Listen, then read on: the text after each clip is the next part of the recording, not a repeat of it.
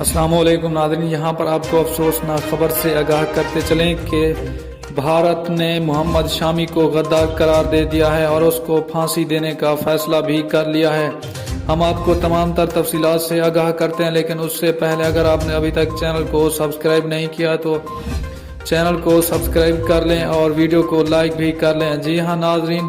بھارت پاکستان سے میچ ہارنے کے بعد ایک دم سے پاگل سا ہو گیا ہے اور اس کے بعد محمد شامی پر تنقید کی بوچھاڑ کر دی ہے۔ محمد شامی جو کہ ایک مسلمان بھارتی کرکٹر ہیں، جس کے بعد سے محمد شامی پر سوشل میڈیا پر بہت زیادہ تنقید کی جا رہی ہے اور گالیاں بھی دی جا رہی ہیں کہ وہ پاکستان کے ہاتھوں بک چکا تھا، لیکن ایسا کچھ بھی نہیں تھا۔ محمد شامی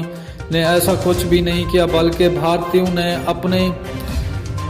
نے اپنی شکست قبول کرنے کی بجائے مسلمانوں کو ہی تنقید کا نشانہ بنایا اور کشمیر میں بھی کئی نہتے کشمیریوں پر تشدد کا نشانہ بنایا۔